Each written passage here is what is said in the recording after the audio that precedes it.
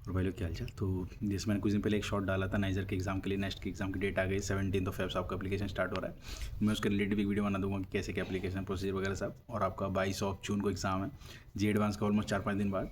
सो अपना time table management वगैरह कर देना उस हिसाब से कि कैसे क्या आपको प्रिपरेशन करनी है, कैसे क्या तैयारी करनी है। बिकॉज आपको मैनेजमेंट होना चाहिए कि किस एग्ज़ाम के बीच में आपको किस तरह से प्रिपरेशन करनी है, मॉक टेस्ट लगा के रखने हैं, ताकि बाद में आप सिर्फ रिवीजन करके चले जाओ। पैनिक नहीं होना है लास्ट सिचुएशन में। मैनेजमेंट बहुत ज़रूरी है, कोई भी एग्ज़ाम क्रैक कर रहे हो, कोई भी लाइक जॉब हो, टारगेट हो, कुछ भी हो। सो अपना टाइम उसका अकॉर्डिंग मैनेज कर लेना। अब जो मेन क्वेश्चन पे आते हैं, जो सब बच्चों का मेन है, जिसके लिए सबने बोला नाइजर के ऊपर वीडियो बनाने के लिए कि अपॉर्चुनिटीज़ कैसी क्या है नाइजर वाइजर में। नाइजर आइजर की और एक स्पेसिफिक वीडियो बना दूंगा, बट नाइजर पे आते हैं। तो देखो लाइक नाइजर का एग्ज़ाम जो आप दोगे नेक्स्ट से आपको 2 जगह सीट्स मिल सकती है, एक CBS में और नाइजर में। तो नाइजर इस बार अराउंड 200 सीट्स प्रोवाइड कर रहा है एंड CBS अराउंड 57, तो टोटल 257 सीट्स है। सबसे प्लस पॉइंट है नाइजर का, देखो यहाँ पे आपको स्टाइपेंड मिलता है ऑलमोस्ट 60,000 ईयरली। और दूसरा फीस वाइज देखे बहुत कम है, लाइक 20,000 22,000 ऐसा है आपका ईयरली एक्सपेंडिचर है। तो सेमेस्टर वाइज फीस कम है, स्टाइपेंड मिल रहा है, तो उस हिसाब से तो सिक्योर कॉलेज बेस्ट। अब आते पढ़ाई के बारे में। देखो अगर बीटेक से कंपेयर करें प्रोफेशनल कोर्स, बीटेक के professional course computer science, electrical, ये सब अलग ब्रांचेस है। यहाँ पे रिसर्च कोर्सेज है, फिजिक्स, केमिस्ट्री, मैथ्स, बायोलॉजी ऐसे करके।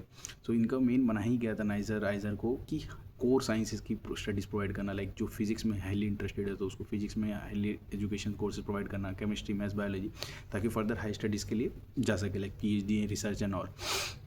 सो उसको आप कंपेयर करेंगे अगर प्रोफेशनल कोर्सेज से, लाइक बीटेक, कंप्यूटर साइंस, ये सब, तो लाइक वो थोड़ा सा अनफेयर चीज़ है। बट तब भी देखो हर किसी के मन में ये होता है कि 4 साल 5 साल की डिग्री बाद मेरे को एक जॉब चाहिए। तो उसके लिए मैं जो अपॉर्चुनिटीज़ पॉसिबल हैं उसके बारे में बता देता हूँ। सबसे पहले देखो नाइजर जो है, नाइजर आइजर के अलग वीडियो बनाऊंगा, नाइजर के बारे में बताता हूँ। सबसे पहले रिसर्च एनवायरनमेंट है, बहुत अच्छा एनवायरनमेंट है, बहुत वर्ल्ड क्लास के प्रोफेसर्स हैं, टॉप नॉच फैकल्टीज़ मिलेंगी। आपकी वेबसाइट पे जाओगे तो काफ़ी चीज़ें समझ में भी नहीं आएगी कि लाइक यार ये क्या रिसर्च है, इनका कोलेब्रेशन नासा के साथ, इसरो के साथ, पता नहीं कहाँ का है। बहुत अच्छी फैकल्टीज़ हैं।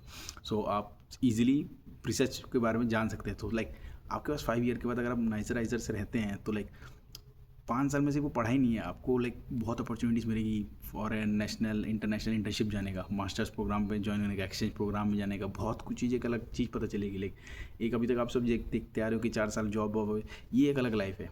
यहाँ पे आपको बाहर जाने का प्रॉब्लम अपॉर्चुनिटी मिलेगा। लाइक आपको आइडिया लगेगा कि बाहर का लाइफस्टाइल कैसा है, रिसर्च फील्ड कैसा है, रिसर्च स्टाइल कैसा है, काफ़ी कुछ चीज़ें समझने को मिलती है। तो आप उसके अकॉर्डिंग अपना डिसीजन ले सकते हैं।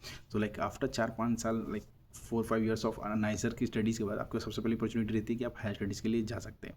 और उनके चांसेस ज़्यादा होते हैं बिकॉज तो यहाँ पे सारे प्रोफेसर्स रिसर्च से पर्सपेक्टिव से, तो आपको रिकमेंडेशंस ऐसे प्रोफेसर से मिलेंगे रिसर्च से।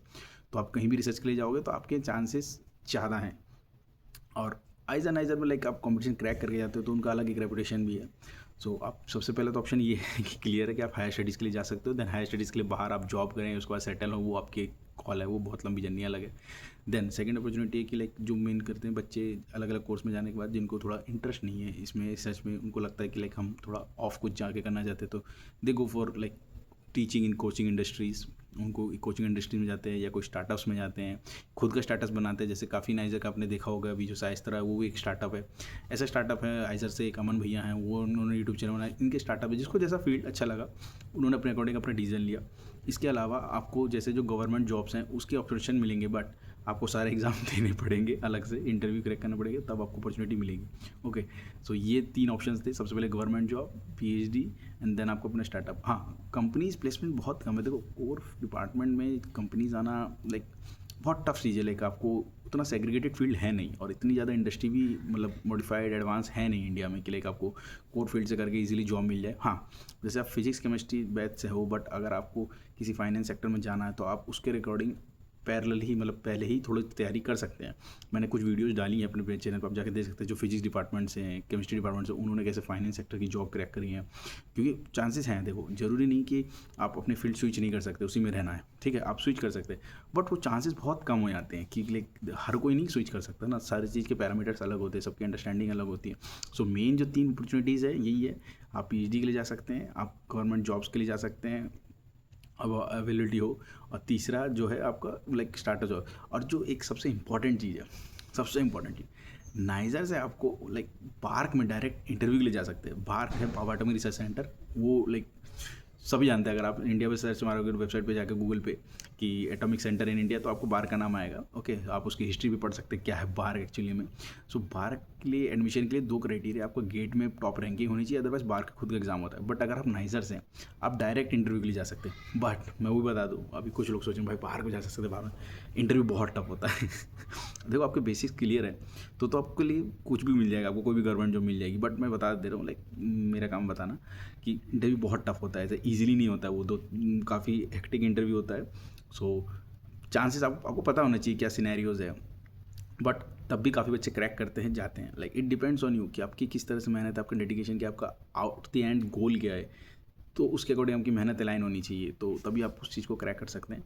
सो बाहर के बहुत बड़ा प्लस पॉइंट है, अगर आपको नाइजर क्रैक हो जाता है तो आप ये सिक्योर हो कि मुझे बस इंटरव्यू की तैयारी करनी है, कोई एग्जाम की तैयारी नहीं करनी है।